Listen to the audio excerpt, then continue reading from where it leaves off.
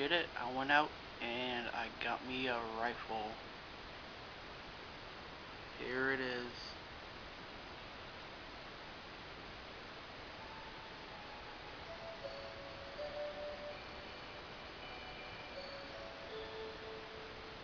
For those of you that don't know, this is a Ruger 1022. Figure it would be a really good first rifle. And so this one right here was a 1022 carbine. It's got the wood stock on it. I was deciding between the wood stock and the synthetic, and decided the wood finish looked a bit nicer, plus it was a little bit cheaper. I went ahead and got installed on it a scope here. This one's a Simmons. It's a 3 to 9 by 40. It's also called an 8-point, which truthfully I don't know what the 8-point means, but I do know it can zoom in between 3 to 9 times, and the front piece over here is 40 millimeters, which allows for the brightness to come in. So, oh yeah, as you can see, it is safety checked, it is cleared, nothing inside, and nothing down there. So, it's also on safe. So I got this last Friday and went into the range, put roughly about 350 rounds through it, zeroed in the scope here. Shot groups come out to be really nice so far. Took my son out there with me, and we just had fun going back and forth, getting it zeroed in. Nice little Father-Son day. So the only issue I've had with this thing so far is this little piece right here.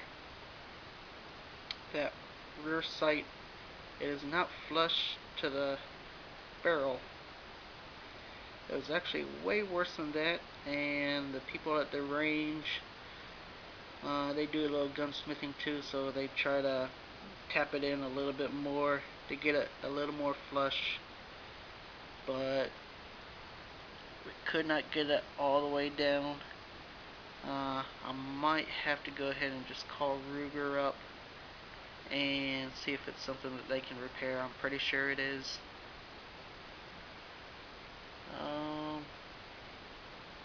But other than that, so far so good. After I get that fixed on here, there are a couple other modifications I do want to make on here. Nothing real big or anything.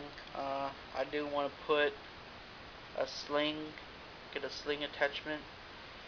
They got a few different ones out there I can choose from. They're pretty cheap and everything too, for the attachments themselves.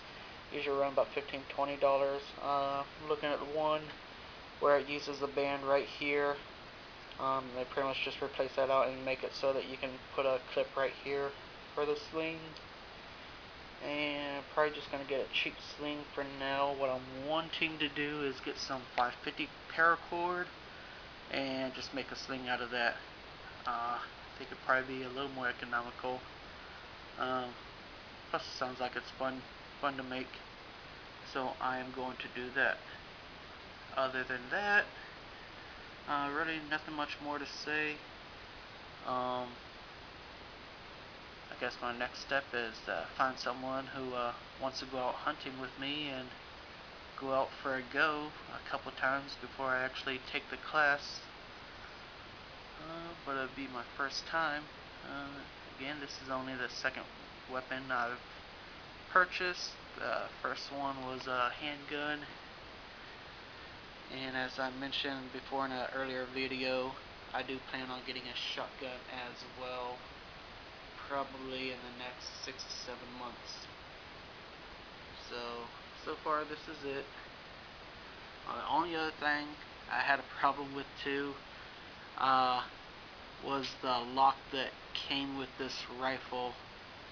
I don't have a case or anything to put it in, no safe to lock it in, anything like that, so I gotta use the lock that comes with it. What it comes with is you get a big old padlock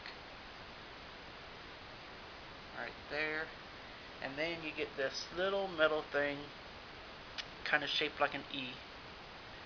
And what this does is it goes, clamps on right here, a little piece comes in here, and pretty much that piece that's in here prevents the bolt from sliding forward, which prevents round going through, prevents it from getting fired, anything like that.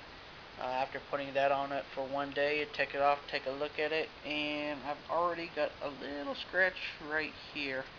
So what I did was I took an old glove right here, and I just shoved the thing into the glove, put a little holes in there for where the lock goes through, and that's it. So I'm gonna make some videos of me shooting it and give you a little more input. I did go in and get the Butler Creek extended magazine, holds 25 rounds.